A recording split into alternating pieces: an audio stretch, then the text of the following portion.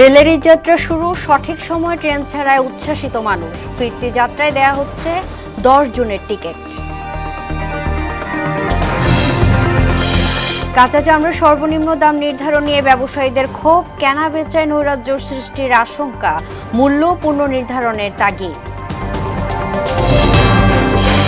ভারী বৃষ্টিতেও রাজধানীতে জলাবদ্ধতা কম হয়েছে বললেন ডিএনসিসির প্রশাসক। আগামী জুনের মধ্যে বেশ কিছু নদী খননের পরিকল্পনা সরকারের।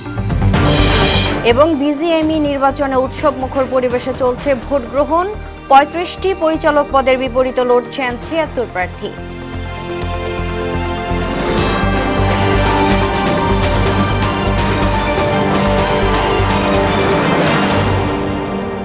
আসসালামু আলাইকুম, সবাইকে মোহনের সংবাদে স্বাগত। শুনছিলেন শিরোনাম, সঙ্গে আছি আমি তাজরিন নাহার মুক্তি। এবারে বিস্তারিত। ট্রেনে ঘরমুখ মানুষের ঈদ যাত্রা শুরু। কমলাপুর রেল স্টেশন থেকে ভোর 6টায় রাজশাহীর উদ্দেশ্যে আন্তনগর ধূমকেতু এক্সপ্রেস ট্রেন ছেড়ে যাওয়ার মধ্য দিয়ে এ যাত্রা শুরু হয়। রেলওয়ে কর্তৃপক্ষ জানিয়েছে, ঈদে ঘরমুখ মানুষের ভ্রমণ সুবিধার জন্য বাড়তি 10টি বিশেষ ট্রেন পরিচালনা করা হবে। আর নিয়মিত আন্তনগর ট্রেনগুলো আগের মতোই চলবে। স্থগিত থাকবে আন্তনগর ট্রেনগুলোর ছুটি। এদিকে ঈদের ছুটি শেষে ফিরতি যাত্রা নির্বিঘ্ন করতে আন্তনগর ট্রেনের অগ্রিম টিকিট বিক্রি করছে বাংলাদেশ রেলওয়ে। আজ বিক্রি হচ্ছে 10 জনের ট্রেন যাত্রার টিকিট, যা পুরোটাই অনলাইনে। ট্রেনের ঈদযাত্রার খবর জানাতে কমলাপুর রেল স্টেশন থেকে যুক্ত হচ্ছেন সহকর্মী ওবায়দুল হক মারুফ। মারুফ, সকাল থেকে কতগুলো ট্রেন ছেড়ে গেল এবং সুবিধা অসুবিধা নিয়ে যাত্রীদের মন্তব্য কি জানাবেন?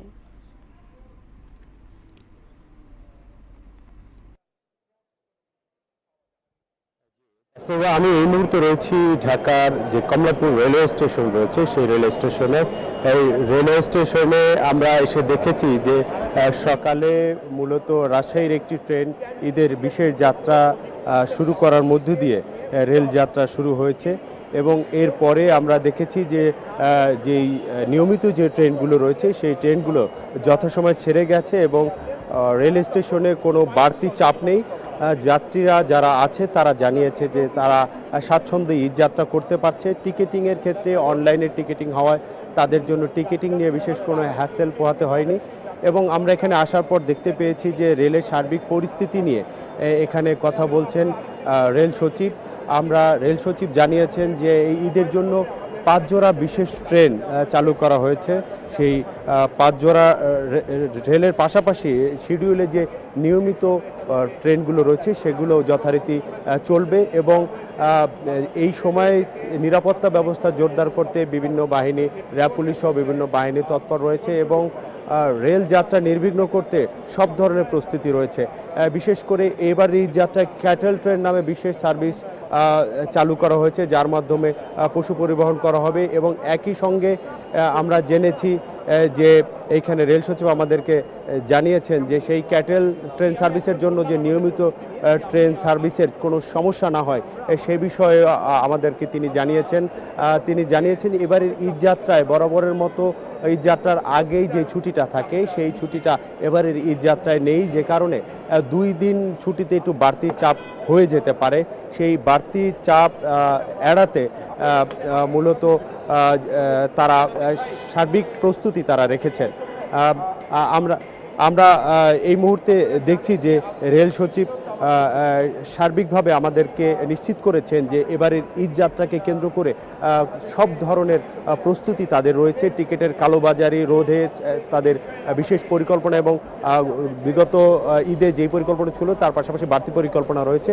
সব মিলিয়ে এবারের ঈদ যাত্রা সুন্দর ও নির্বিঘ্ন করতে রেলওয়ে কর্তৃপক্ষর যথেষ্ট প্রস্তুতি রয়েছে বলে আমাদেরকে জানিয়েছেন এবং একই সঙ্গে যাত্রীরাও এবারের ঈদ যাত্রায় সন্তোষ প্রকাশ করেছেন। সব মিলিয়ে আমার কাছে ঢাকা রেল স্টেশন থেকে এই ছিল সর্বশেষ। ধন্যবাদ মারুফ আপনাকে। 4 দিনের সরকারি সফর শেষে আজ সকালে দেশের উদ্দেশ্যে টোকিও ত্যাগ করছেন প্রধান উপদেষ্টা প্রফেসর মোহাম্মদ ইউনূস। স্থানীয় সময় সকাল 11টা 20 মিনিটে ফ্লাইটটিতে নারিতা আন্তর্জাতিক বিমানবন্দর থেকে রওনা হয়েছে। বাংলাদেশ সময় রাত 10টা 40 মিনিটে তার ঢাকায় পৌঁছানোর কথা। এর আগে শুক্রবার জাপানের প্রধানমন্ত্রী শিগেরু ইসিবার সঙ্গে প্রধান উপদেষ্টা ডক্টর মোহাম্মদ ইউনূসের দ্বিপাক্ষিক বৈঠক অনুষ্ঠিত হয়। যৌথ বিবৃতিতে জানানো হয়, বৈঠকে 6টি সমঝোতার স্মারক সই হয়েছে, যেখানে বাজেট সহায়তা, রেলপথ উন্নয়ন ও অনুদান হিসেবে বাংলাদেশকে $1.63 বিলিয়ন দেবে জাপান। কাঁচা চামড়ার সর্বনিম্ন দাম 1350 টাকা নির্ধারণকে কাণ্ডজ্ঞানহীন সিদ্ধান্ত বলে মনে করছেন ব্যবসায়ী ও উদ্যোক্তারা। তাদের মতে এর ফলে চামড়ার কেনা বেচার নৈরাজ্য সৃষ্টি হবে। খাত সংশ্লিষ্টরা বলছেন, দাম পুনর্নির্ধারণ সহ বাজার সম্প্রসারণের উদ্যোগ না নিয়ে উল্টো পথে হাঁটছে সরকার। চামড়া শিল্প নিয়ে রেজা খানের 3 পর্বের ধারাবাহিক প্রতিবেদনের আজ প্রথম কিস্তি। সারা বিশ্বে কমছে চামড়ার ব্যবহার। জুতাসহ বিভিন্ন পণ্য তৈরিতে বর্তমানে 95% ব্যবহার হচ্ছে সিনথেটিক, অর্থাৎ চামড়ার ব্যবহার মাত্র 5%। এমন বাস্তবতায় দেশে দেশে বন্ধ হয়ে যাচ্ছে চামড়া কারখানা। এতে চামড়ার দামও গিয়ে ঠেকেছে তলানিতে। আর বাংলাদেশে তো নামমাত্র মূল্যে বিক্রি হচ্ছে চামড়া। ঈদুল আজহা উপলক্ষে এবার রাজধানীতে কাঁচা চামড়ার সর্বনিম্ন দাম 1350 টাকা নির্ধারণ করে দেয় সরকার, আর ঢাকার বাইরে তা 1150 টাকা। পূর্ণ একটা চামড়ার দাম মিনিমাম 1350 টাকা ঢাকার ভিতরে এবং 1150 টাকা ঢাকার বাইরে, এবং এটা আমরা লবণযুক্ত চামড়ার ক্ষেত্রেই কথাটা বলছি। এই সিদ্ধান্তকে বাস্তবতা বিবর্জিত উল্লেখ করে ব্যবসায়ীরা বলছেন, বর্তমান বাজারে একটা ছোট আকারের কাঁচা চামড়া 100 টাকাতেও বিক্রি হয়। রেট দিয়েছে 1350 টাকা চামড়া নিবে, 1350 চামড়া নিব। ছোট চামড়াটা একটু কোয়ালিটিটা ভালো থাকলে মনে করেন যে এই 250 বা 300, আর নাহলে নষ্ট হলে 100 বিক্রি হচ্ছে, এইভাবেই চলছে। চামড়ার অস্বাভাবিক দাম নির্ধারণে এবার কেনা বেচায় অরাজকতা তৈরি হবে বলে জানান তারা। তারা উল্টা রেট দিচ্ছে, 1300 টাকা রেট দিছে। আরে বড় চামড়া তো একটা 5 লাখ টাকা গরু তো 1300 টাকা বিক্রি হবে না। সে রেট কেমনি দিল? যে রেট দিছে ভাই, সে জ্ঞানহীন লোক রেটটা দিছে ভাই। 100-200 টাকা চামড়া বেচি, 500-700 টাকা চামড়া বেচি। বড় চামড়া 700-600-500 এইভাবে বেচতেছি।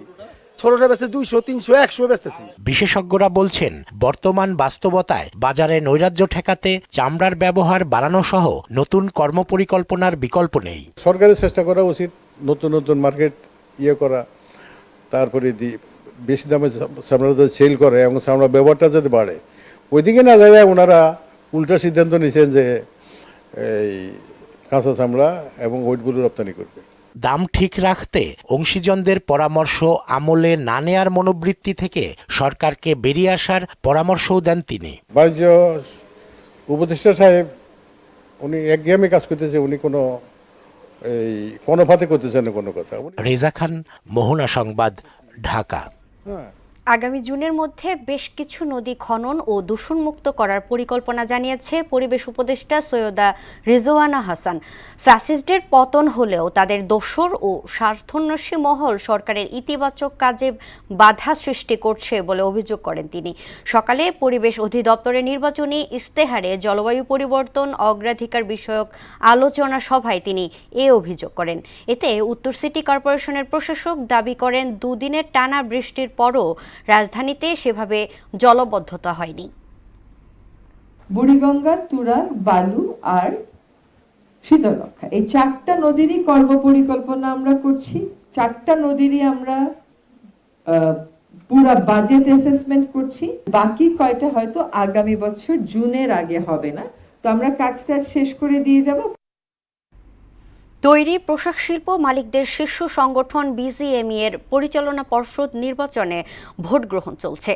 ঢাকা এবং চট্টগ্রামের 2টি হোটেলে একযোগে সকাল 8টা থেকে শুরু হয় ভোট গ্রহণ, চলবে বিকাল 5টা পর্যন্ত। নির্বাচনে মোট 76 জন প্রার্থী অংশ নিচ্ছেন। 2 বছর মেয়াদী এই পর্ষদের 35টি পরিচালক পদের বিপরীতে ভোটাধিকার প্রয়োগ করছেন 1864 জন গার্মেন্টস মালিক। ভোট অবাধ ও সুষ্ঠু হচ্ছে বলে দাবি করেন বিজিএমইএ এর নির্বাচন পরিচালনা বোর্ডের চেয়ারম্যান মোহাম্মদ ইকবাল। আর নির্বাচনের সার্বিক পরিস্থিতিতে সন্তুষ্ট প্রতিদ্বন্দ্বী প্যানেল ফোরাম ও সম্মিলিত পরিষদ নেতারা। ভোট কেন্দ্র পরিদর্শন শেষে বিজিএমইএ নির্বাচকদের জাতীয় নির্বাচনের এসিড টেস্ট হিসেবে উল্লেখ করেছেন DMP commissioner S Sajjad Ali. রাজধানীর সিএনজি রিফুয়েলিং স্টেশনগুলোতে গ্যাস সংকট তীব্র আকাঙ্ক্ষা ধারণ করেছে, ফলে ঘন্টার পর ঘন্টা অপেক্ষা করেও গ্যাস পাওয়া যাচ্ছে না। আর যদিও পাওয়াও যায় তা চাহিদার তুলনায় সামান্য। নগরীর বিভিন্ন সিএনজি রিফুয়েলিং স্টেশন ঘুরে এমন চিত্র দেখা যায়। সংশ্লিষ্টরা বলছেন গ্যাসের প্রেসার কম থাকায় চাহিদা অনুযায়ী গ্যাস দেয়া হচ্ছে না। এতে একদিকে ভোক্তার সময় অপচয় হচ্ছে, অন্যদিকে বাড়ছে খরচ। দর্শক, এ বিষয়ে আরও জানাতে মিরপুর 12 নম্বর থেকে যুক্ত হচ্ছেন সহকর্মী মাহবুব হাসান রিপন। রিপন, গ্যাস সংকট থেকে পাম্পের ভোগান্তির বিষয়ে আর কি কি তথ্য আছে আপনার কাছে জানাবেন।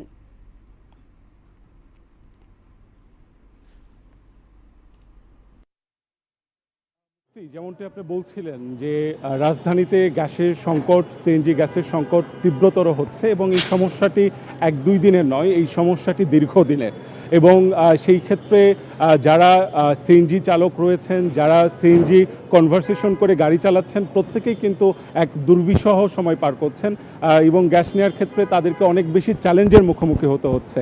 এবং আমরা দেখেছি যে প্রায় এখানে 3 ঘন্টা 4 ঘন্টা অপেক্ষা করেও কিন্তু তারা গ্যাস পাচ্ছেন না। এবং অনেক ক্ষেত্রেই কিন্তু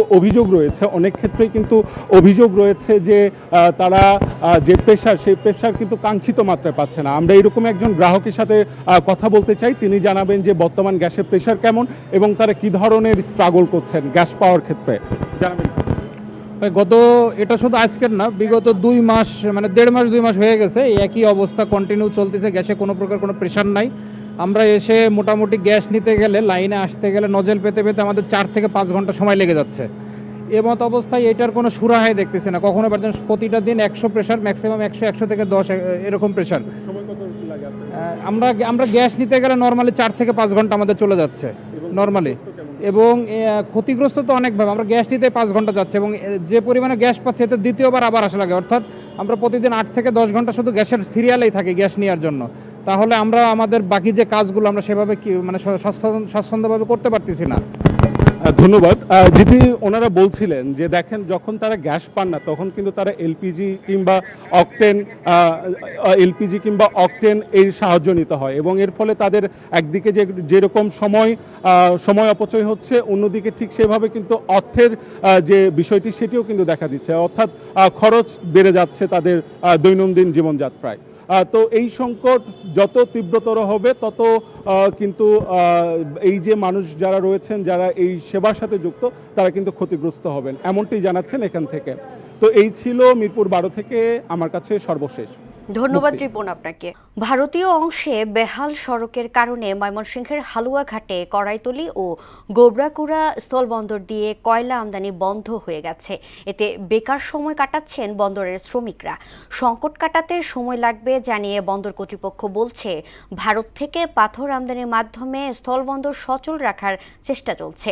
ওমর ফারুকের প্রতিবেদন।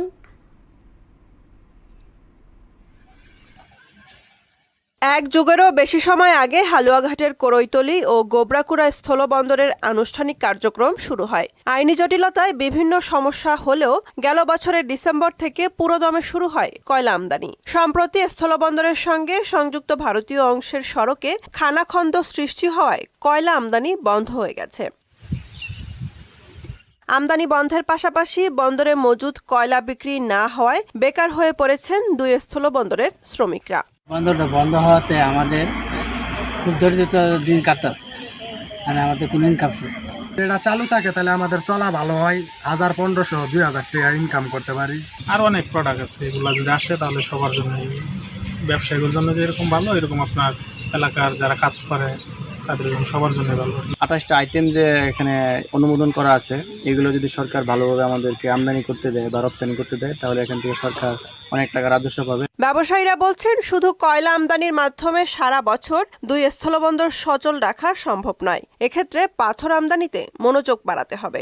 আমাদের চাহিদা, তাদের চাহিদা, এটা নিয়ে ডিসকাস হয়, আলোচনা হয়, তাইলে আমরা অন্যান্য আইটেমগুলো আমরা আনতে পারি এবং দিতে পারি। কর্তৃপক্ষ জানায়, ঈদের পর পাথর আমদানি শুরু করতে পারলে বন্দরে প্রাণ চাঞ্চল্য ফিরবে। কয়লা সহ আরো অন্যান্য যে সকল পণ্য আমদানি পণ্য আছে বিদেশ থেকে, সেই সকল পণ্য যাতে বন্দর দিয়ে আমদানি হয় সে ব্যাপারে আমাদের ব্যবসায়ীদের সাথে আলাপ আলোচনা হয়েছে এবং বিশেষ করে পাথরটার বিষয়ে ব্যবসায়ীরা খুব ইন্টারেস্ট প্রকাশ করেছে। সবশেষ 8 মে এই 2 বন্দর দিয়ে ভারত থেকে কয়লা আমদানি করেন ব্যবসায়ীরা। 8 মে পর্যন্ত মোট 38,000 টন কয়লা এসেছে। বুশরাত জাহান, মোহনা সংবাদ। এবারে আন্তর্জাতিক প্রসঙ্গ। ইসরায়েলি বর্বরতায় আরও 72 ফিলিস্তিনি নিহত হয়েছে। হামাস ও ইসরায়েলের মধ্যে একটি যুদ্ধবিরতি চুক্তির আলোচনা চূড়ান্ত পর্যায়ে আছে বলে জানিয়েছেন মার্কিন প্রেসিডেন্ট ডোনাল্ড ট্রাম্প। যে কোনো সময় 60 দিনের যুদ্ধবিরতি ঘোষণা আসতে পারে। এদিকে ভারী বৃষ্টিতে সৃষ্ট বন্যায় নাইজেরিয়ার শতাধিক মানুষের মৃত্যু হয়েছে। অন্যদিকে ইস্পাত ও অ্যালুমিনিয়ামের আমদানিতে 50% শুল্ক আরোপের ঘোষণা দিয়েছে যুক্তরাষ্ট্র। বিস্তারিত ইস্তিয়াক হোসেনের ডেস্ক রিপোর্টে। গাজা ভূখণ্ডে ফিলিস্তিনিদের জীবনের যেন মূল্য নেই। হামাস নির্মূলের নামে উপত্যকাটিতে অবরোধ, লাগাতার স্থল ও বিমান হামলা চলছেই। এখন অনাহারেও মৃত্যু হচ্ছে গাজাবাসীর। আন্তর্জাতিক চাপের মুখে অবরোধ কিছুটা শিথিল করলেও ত্রাণ প্রবেশে বাধা দিচ্ছে ইসরায়েল। উপত্যকাটিতে ঢুকতে দেওয়া হচ্ছে হাতে গোনা কয়েকটি ট্রাক। এইসবের মধ্যেও চলছে বিমান ও স্থল হামলা। সবশেষ হামলায় 72 ফিলিস্তিনি নিহত ও প্রায় 300 মানুষ আহত হয়েছেন। গেল 19 মাসের তাণ্ডবে 54,300 ছাড়িয়েছে প্রাণহানি। উপত্যকাটিতে 60 দিনের একটি যুদ্ধবিরতির প্রস্তাব দিয়েছে যুক্তরাষ্ট্র।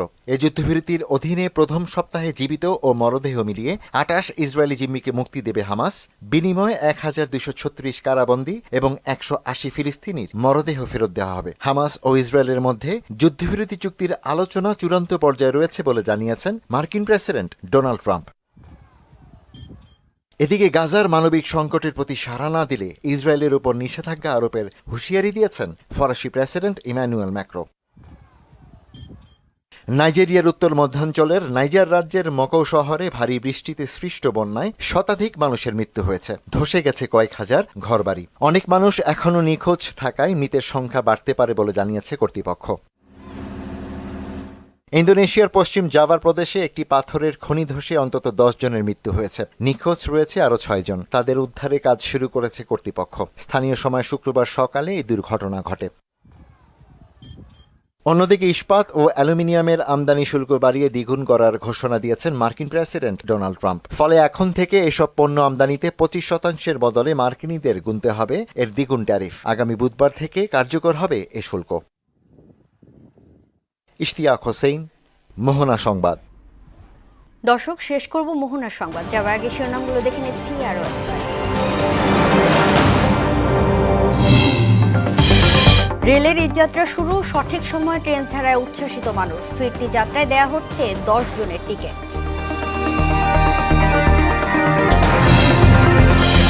কাঁচা চামড়ার সর্বনিম্ন দাম নির্ধারণ নিয়ে ব্যবসায়ীদের ক্ষোভ। কেনা বেচায় নৈরাজ্য সৃষ্টির আশঙ্কা। মূল্য পণ্য নির্ধারণের তাগিদ। ভারী বৃষ্টিতেও রাজধানীতে জলাবদ্ধতা কম হয়েছে বললেন ডিএনসিসির প্রশাসক। আগামী জুনের মধ্যে বেশ কিছু নদী খননের পরিকল্পনা সরকারের। এবং বিজিএমই নির্বাচনে উৎসবমুখর পরিবেশে চলছে ভোট গ্রহণ। 35টি পরিচালক পদের বিপরীতে লড়ছে 76 প্রার্থী।